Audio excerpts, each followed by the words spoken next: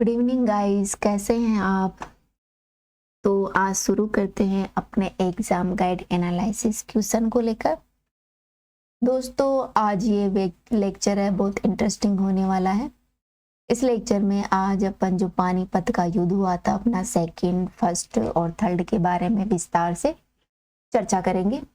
साथ ही कुछ महत्वपूर्ण जो तथ्य हैं, जैसे 44 कॉन्स्टिट्यूशन अमेंडमेंट, इसके अलावा जो पंचशील सिद्धांत है जो भारत और चीन के बीच में हस्ताक्षर किए गए थे, इन टॉपिकों के बारे में भी इस लेक्चर में अपन चर्चा करेंगे। आज का पहला क्वेश्चन है, भारत किस वर्ष तक वैश्विक यात्रा पर सबसे बड़ा खर्च करने वाला विश्व का चौथा देश बन जाएगा। तो दोस्तों हाल ही में एक रिपोर्ट जारी की गई थी। इस रिपोर्ट में कहा गया है कि भारत है वो कुछ ही दिनों में विश्व में जो यात्रा पर अपन खर्च करते हैं, घूमने फिरने पर जो खर्च किया जाता है, उसमें विश्व का चौथा देश बन जाएगा। और वो कब तक बन जाएगा? 2030 तक। 2030 तक भारत लार्जेस्ट, विश्व का फोर्थ लार्जेस्ट घूमने वाला क्षेत्र बन जाएगा। अगला क्वेश्चन है, अबू धाबी मास्टर्स बैडमिंटन 2023 महिला एकल खिताब किस भारतीय महिला ने अपने नाम किया? बताओ ये जो सॉरी महिला एकल खिताब है, ये किसने अपने नाम किया है? दोस्तों जो उन्नति हुड्डा है, उन्होंने ये किताब अपने नाम किया है, ये किताब जीता है। अगला है, हाल ही में किस देश की सेना द्वारा बैडमिंटन 3 मिसाइल का सफल परीक्षण किया गया? सॉरी, मिनटमैन जो 3 मिसाइल है उसका सफल परीक्षण किसके द्वारा किया गया? तो दोस्तों हाल ही में जो इंटरकॉन्टिनेंटल एक मिसाइल है मिनटमैन, इसका सफल परीक्षण है वो अमेरिका द्वारा किया गया है। इसके द्वारा? अमेरिका द्वारा किया गया। ये एक अंतर महाद्वीपीय बैलिस्टिक मिसाइल है। इस मिसाइल का परीक्षण अमेरिका ने कैलिफोर्निया में किया है। ठीक है, इससे अमेरिका की जो आक्रामक क्षमता है वो बढ़ जाएगी। वैश्विक परमाणु जो क्षेत्र है उसमें अमेरिका को बढ़ावा मिलेगा, आदि को ध्यान में रखकर ये किया गया। तो बताइए जो मिनटमैन मिसाइल है वो कौन सी देश की है? वो है संयुक्त राज्य अमेरिका, यूएसए की। अगला क्वेश्चन है, निम्न में से कौन सा पर्यटन क्षेत्र को बढ़ावा देने के लिए बहुभाषी माइक्रोसॉफ्ट लॉन्च करेगा? तो बताइए कौन सा राज्य है वो जो पर्यटन क्षेत्र है उसको बढ़ावा देने के लिए एक बहुभाषी, मतलब बहुत सारी भाषाओं से लेस एक माइक्रोसॉफ्ट लॉन्च करने वाला राज्य है? दोस्तों हाल ही में जो केरल सरकार है, केरल राज्य, इसने कहा है कि वो एक बहुभाषी माइक्रोसॉफ्ट लॉन्च करेगा। अगला क्वेश्चन है, किस बाग में हॉल ऑफ हीरोज देवताओं की शाला स्थित है? तो बताओ कौन सा क्षेत्र है जहां पर हॉल ऑफ हीरोज स्थित है? तो दोस्तों राजस्थान का जो मंडोर क्षेत्र है वहां पर हॉल ऑफ हीरोज स्थित है, जिसे देवताओं की शाला भी कहा जाता है। अगला क्वेश्चन है, मध्य प्रदेश में कहां पर गुरुड़ स्तंभ है? तो बताओ गुरुड़ स्तंभ है वो तो पहली बात तो है कि ये कहाँ है, ये मध्य प्रदेश में है। और मध्य प्रदेश के ये अपने जो विदिशा है वहां पर स्थित है। ठीक है, मध्य प्रदेश के विदिशा में गुरुड़ स्तंभ स्थित है। दोस्तों गुरुड़ स्तंभ बना कैसे, इसके बारे में बात किया जाए तो एक यूनानी राजदूत थे हीलियोडोरस, ये प्राचीन यूनानी राजदूत थे जो कि दियोन के पुत्र थे और ये तक्षशिला के पर रहने वाले थे। दोस्तों ये जो 5वें शंगु राजा है काशी पुत्र भागदत्त के राज्यकाल में 14 वर्ष, जो 14वें वर्ष था, वहां से तक्षशिला होते हुए ये जो यवन के राजा है एंटी अकाल्डिस थे, उनके राजदूत बनकर विदिशा आए थे। तो बताओ होलियोडोरस वो किसके राजदूत थे? वो थे यवन राजा एंटी अकाल्डिस के राजदूत थे जो कि विदिशा आए थे। दोस्तों इनकी जो इन्होंने कुछ पत्र वगैरह लिखे थे, स्तंभ वगैरह लिखे थे, उनमें इनको भागवत धर्म का अनुयायी बताया जाता है। तो दोस्तों इन्होंने ही जो अपना गुरुड़ स्तंभ है उसका निर्माण करवाया था। गुरुड़ स्तंभ है उसे देवादिदेव जो वासुदेव है, अपना विष्णु है, उसको समर्पित है। ठीक है, इसे हीलियोडोरस स्तंभ के नाम से भी जाना जाता है। तो बताइए गुरुड़ स्तंभ कहाँ स्थित है और इसे किसने बनाया था? तो यह अपने मध्य प्रदेश में स्थित है, जिसे हीलियोडोरस स्तंभ भी कहते हैं, भगवान विष्णु को समर्पित है और इसे यूनानी और यवन राजदूत थे हीलियोडोरस ने बनवाया था। दोस्तों इस स्तंभ में विभिन्न जानकारी दी गई है कि हीलियोडोरस कहाँ से आए थे, किसके राजदूत थे, और इससे इस स्तंभ से पता चलता है कि जो हीलियोडोरस थे वो महाभारत से परिचित थे। दोस्तों यह स्तंभ लेख है वो महत्वपूर्ण है क्योंकि इससे प्रकट होता है कि ईसा पूर्व 2वीं शताब्दी में यवनों ने हिंदू धर्म को स्वीकार कर लिया था। इससे वैष्णव धर्म के कर्मिक विकास पर भी प्रकाश डाला गया है। अगला क्वेश्चन है, मराठा और अफगानिस्तान के शासक अहमद शाह दुरानी के बीच में पानीपत की तीसरी लड़ाई कब लड़ी गई थी? तो बताइए पानीपत की तीसरी लड़ाई कब लड़ी गई थी? दोस्तों पानीपत की तीसरी लड़ाई है वो 1761 में लड़ी गई थी। कब? 1761 में अहमद शाह दुरानी अफगानी शासक थे और मराठाओं के बीच में लड़ी गई थी। दोस्तों पानीपत की मुख्य रूप से 3 युद्ध लड़े गए थे। इन तीनों युद्धों के बारे में यहाँ पर अपन चर्चा कर लेते हैं। पानीपत के प्रथम युद्ध के बारे में बात करें तो यह प्रथम युद्ध है वो अप्रैल 1526 को लड़ा गया था पानीपत में, जो कि बाबर और जो अपना लोधी वंश के राजा थे इब्राहिम लोधी के बीच में लड़ा गया था। ठीक है, 12वीं शताब्दी में लड़ा गया एक उत्तर भारत का बहुत ही निर्णायक युद्ध था। इस युद्ध ने दोस्तों भारत में जो मुगल साम्राज्य है उसकी नींव डाल दी थी। इस युद्ध में पहली बार बाबर के द्वारा बारूद, अग्निअस्त्र होते हैं और तोप होते हैं उसका प्रयोग किया गया था। इन बारूदों, तोप, अग्निअस्त्र आदि के कारण ही बाबर है वो पानीपत का युद्ध जीत गया था और उसने भारत में मुगल साम्राज्य की नींव डाल दी थी। तो बताइए पानीपत का युद्ध है वो किन के बीच में लड़ा गया था? पानीपत का युद्ध है वो बाबर और जो दिल्ली के लोधी वंश के सुल्तान थे इब्राहिम लोधी के बीच में लड़ा गया था और इसमें लोधी वंश के जो शासक थे इब्राहिम लोधी वो इस युद्ध में हार गए थे। दोस्तों इस युद्ध में बाबर के पास लगभग 15,000 सैनिक थे। इसके अलावा इनके पास 20 से 40 तोपें थी। वहीं इब्राहिम लोधी के पास 30 से 40,000 सैनिक थे और कम से कम उसके पास 1000 हाथी थे। ठीक है, फिर भी वो युद्ध हार गया।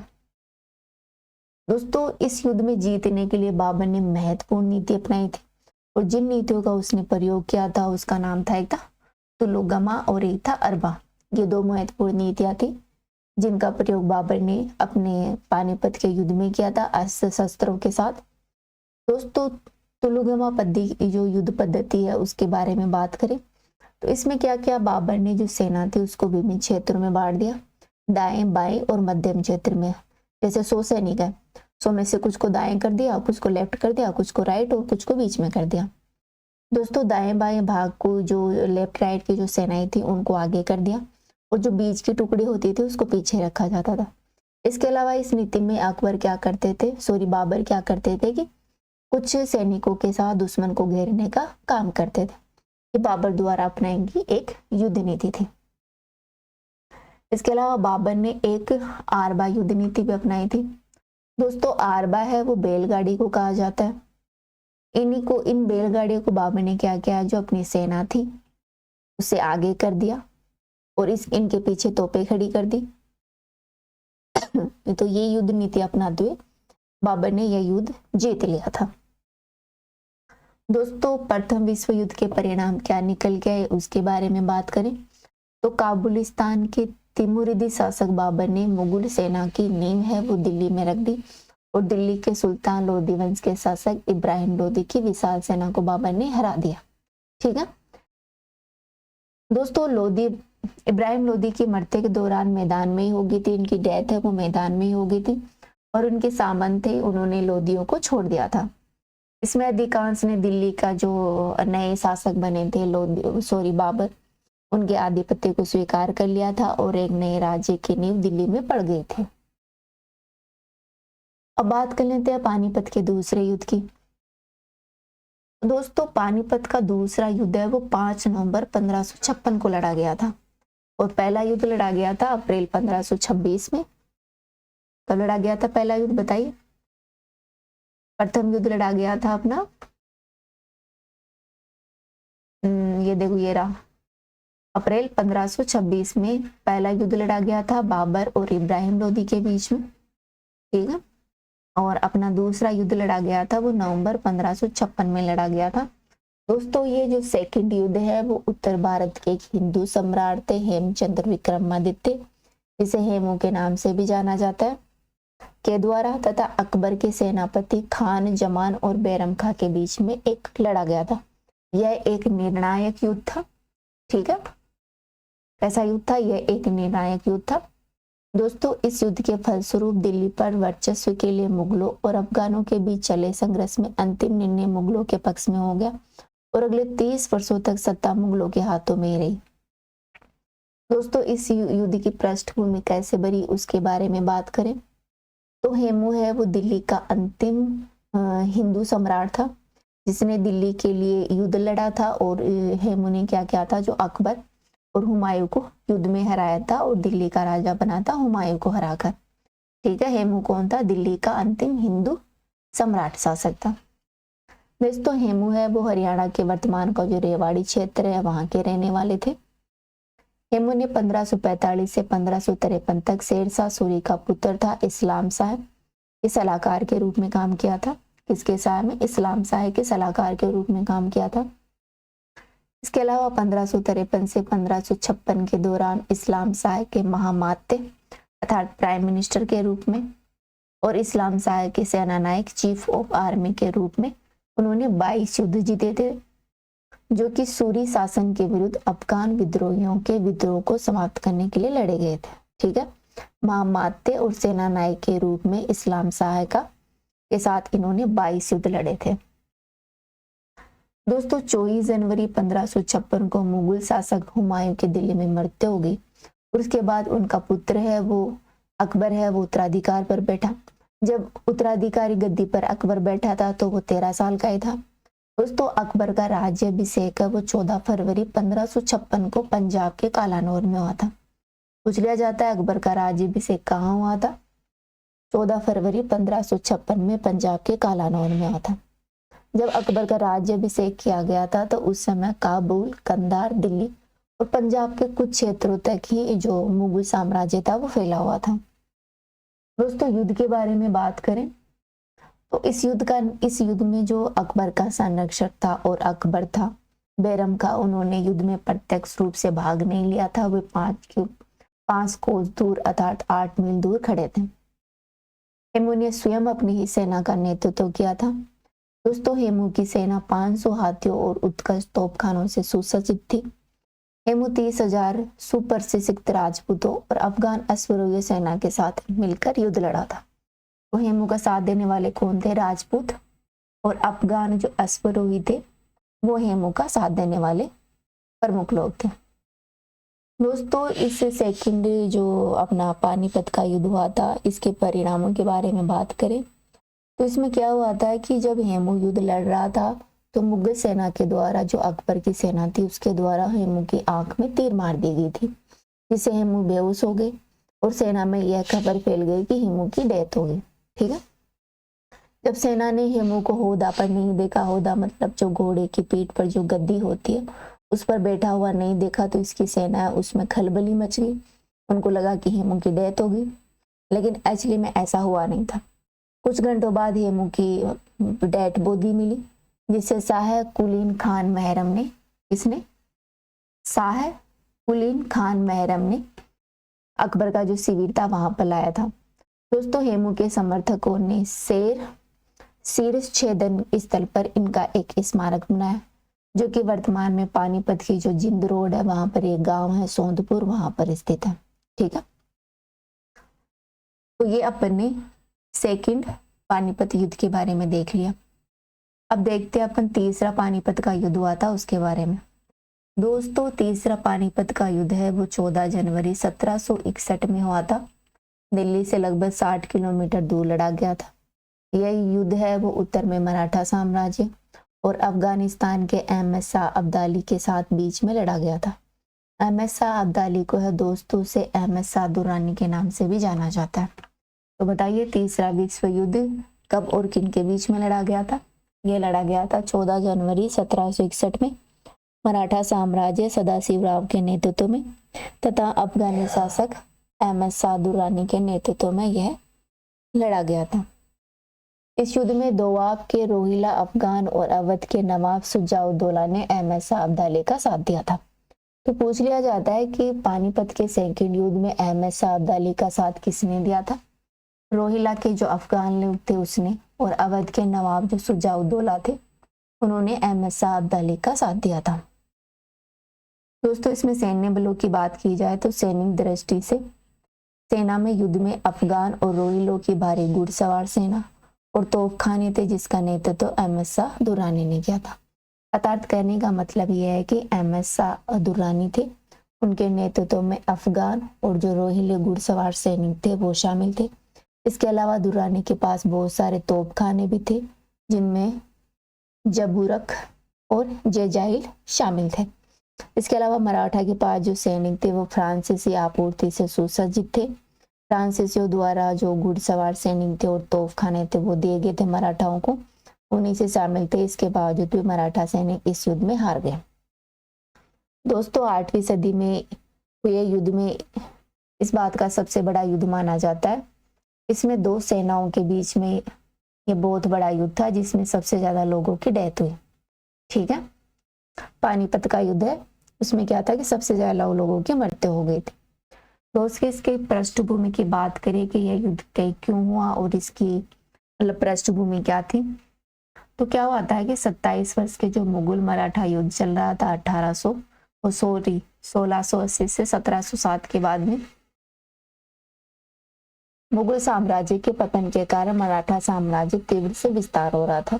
ठीक है, जब मुगल और मराठाओं का युद्ध चल रहा था तो मुगल है वो धीरे धीरे अब पतन की ओर जा रहे थे और मराठा वो तीव्र गति से विकास कर रहे थे। दोस्तों इस दौरान पेशवा बाजीराव ने गुजरात और मालवा पर नियंत्रण कायम कर लिया था। इसके साथ 1737 में बाजीराव ने दिल्ली के बाहरी इलाकों में मुगलों को हरा दिया था तथा मराठा नियंत्रण के तहत दक्षिण के पूर्वी मुगल प्रदेशों का अधिकांश भाग वो अपने कब्जे में ले लिया था। इससे क्या हुआ कि अहमद शाह अब्दाली दुर्रानी है उसका साम्राज्य सीधा मराठों से टकरा गया, जो कि तीसरे पानीपत युद्ध का प्रमुख कारण बना।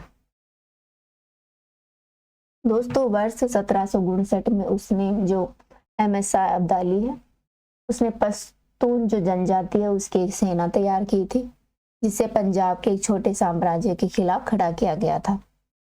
इसके बाद दुर्रानी ने अपने भारतीय सहयोगियों के साथ मिलकर मराठों के खिलाफ एक व्यापक गठबंधन में जो गांगेय दोआब क्षेत्र है कि रोहिला अफगानों को शामिल किया। ठीक है, जो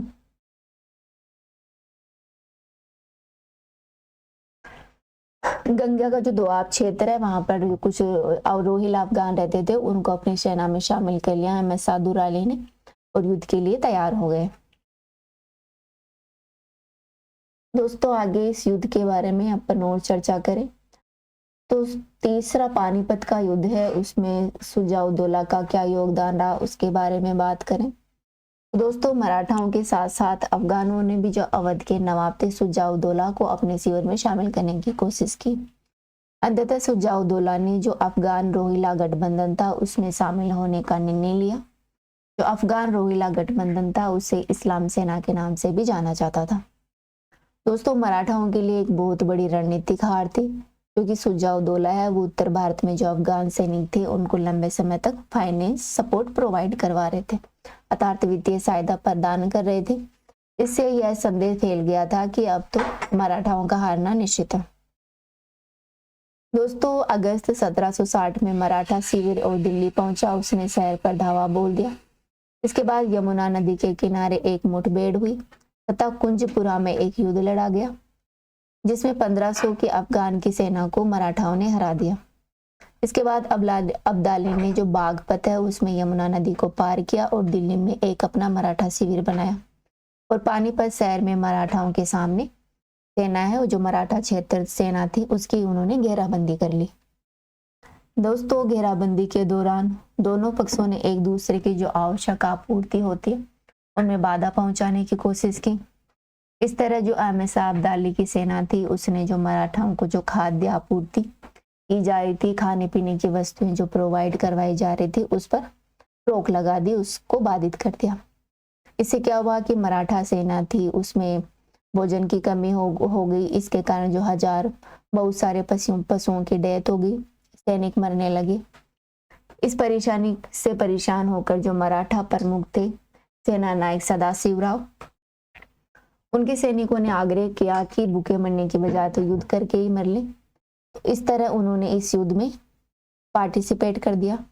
दोस्तों, इस लड़ाई में दोनों तरफ से लगभग 1,25,000 सैनिकों ने युद्ध लड़ा था और इससे बहुत भयंकर नुकसान हुआ था और ये बहुत लंबे समय तक चलने वाला एक युद्ध था।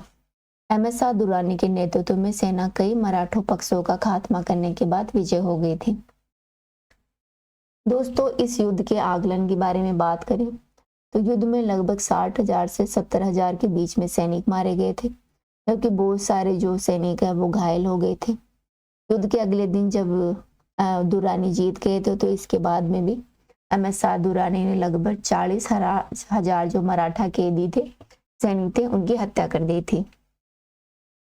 दोस्तों, इस युद्ध के क्या परिणाम निकल गए उसके बारे में देखें तो पानीपत के तीसरा युद्ध है वह उत्तर भारत में मराठा साम्राज्य की जो प्रगति हो रही थी मुगलों के पतन के बाद में उस पर रोक लगा दी, जिसे 10 वर्ष बाद वापस में जो पेशवा माधव राव थे उन्होंने वापस पुनर्गठित करने का प्रयास किया। ठीक है।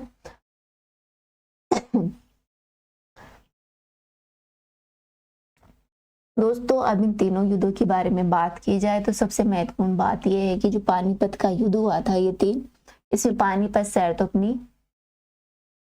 शहर है वो इस युद्ध का कारण नहीं माना जाता। पानीपत हमेशा है वो दिल्ली का प्रवेश द्वार रहा है और ये एक क्षेत्र था जहां पर ये 3 युद्ध लड़े गए थे। अब नेक्स्ट क्वेश्चन देखते हैं, भारत ने चीन के साथ पंचशील समझौता किस वर्ष किया था? तो बताइए, भारत और चीन के बीच में जो पंचशील समझौता है वो किस वर्ष किया गया था? दोस्तों, 1954 में पंचशील समझौता है वो भारत और चीन के बीच में किया गया था। इस समझौते के बारे में बात करें तो इसका प्रमुख उद्देश्य था दोनों देशों के बीच में शांतिपूर्ण सह अस्तित्व की व्यवस्था करना। वस्तुतः पंचशील सिद्धांत के माध्यम से ऐसे नैतिक मूल्यों का समुच्चय तैयार करना था जिससे प्रत्येक देश अपनी विदेश नीति तैयार कर सके और वैश्विक व्यवस्था का निर्माण कर सके।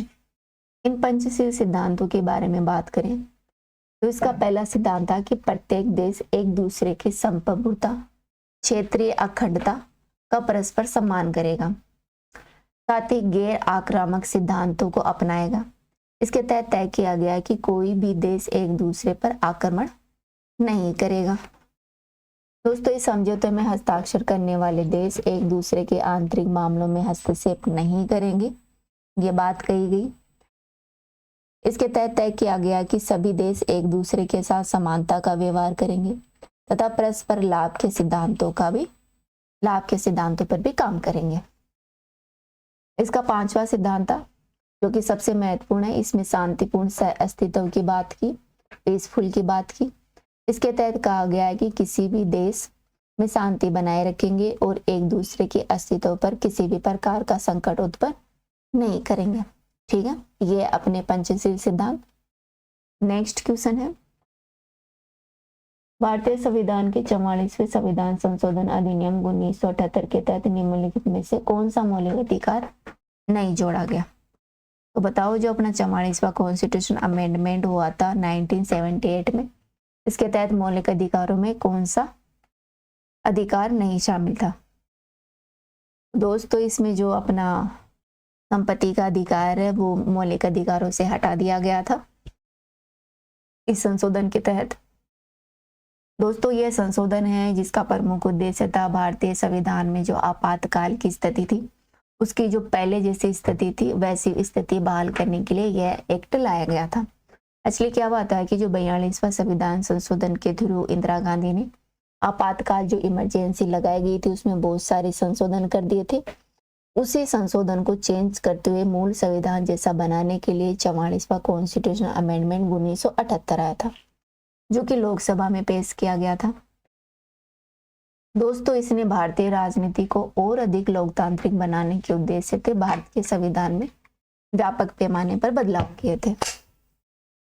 बात करें कि इसने मौलिक अधिकारों में क्या बदलाव किए तो दोस्तों 44वें संविधान संशोधन अधिनियम के तहत जो अपने मौलिक अधिकारों में संपत्ति का अधिकार आता है उसे समाप्त कर दिया गया और इसे एक विधिक अधिकार का दर्जा दे दिया गया, अर्थात इसे एक कानूनी अधिकार का दर्जा दे दिया गया अनुच्छेद 301 के तहत।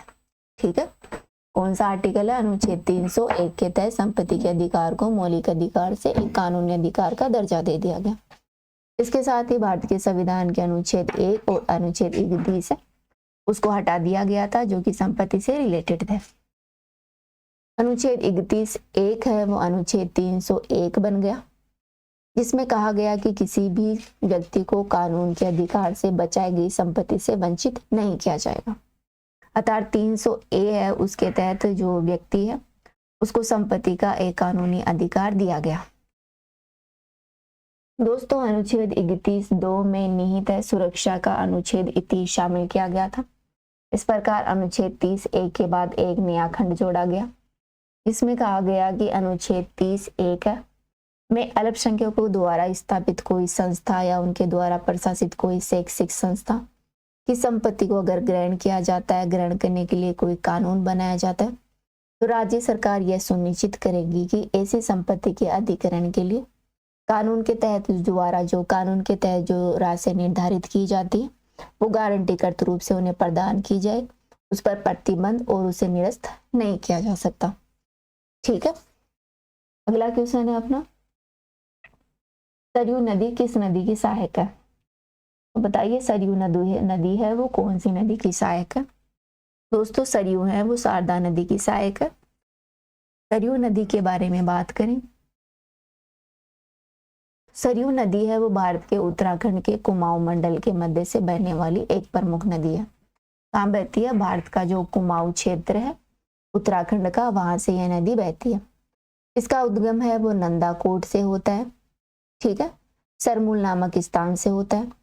यहाँ से यह कपटकोट, बागेश्वर, सेराघाट, रामेश्वर से निकलकर नेपाल की सीमा पर स्थित चंपावत जिले में पंचेश्वर में काली नदी में मिल जाती है। दोस्तों काली नदी को ही शारदा नदी के नाम से जाना जाता है। ठीक है, ये अपने उत्तराखंड से निकलती है और फिर नेपाल में चली जाती है, नेपाल में काली नदी में मिल जाती है, अर्थात शारदा में मिल जाती है। यही काली नदी जब बहराइच के पास ब्रह्मा घाट में घाघरा में मिल जाती है तो इसके संगम पर बनी नदी को सरयू नदी कहा जाता है। इसके तट पर अयोध्या शहर बसा हुआ है।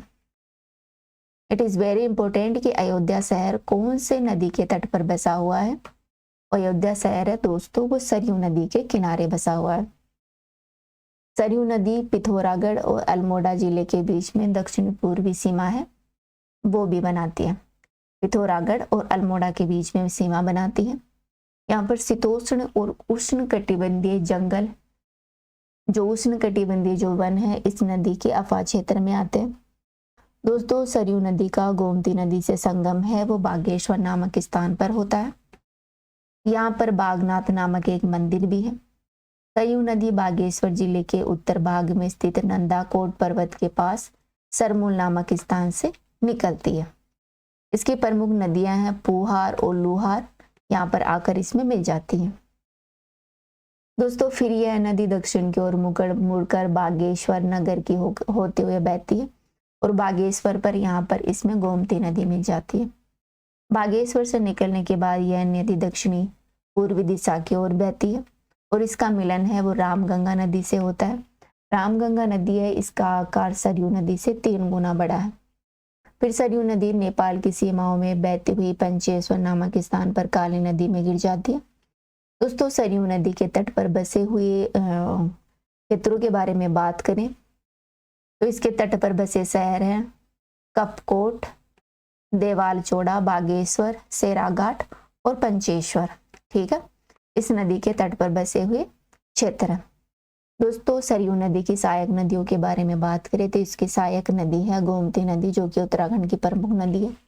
इसके अलावा कलियूर, पुंगर, लूहार, पन्नार और रामगंगा इसकी प्रमुख सहायक नदियां हैं। ये यहाँ पर आंसर की दे रखी है, आप देख सकते हैं। तो आज के वीडियो में इतना ही, नेक्स्ट वीडियो में फिर मिलेंगे। Thank you.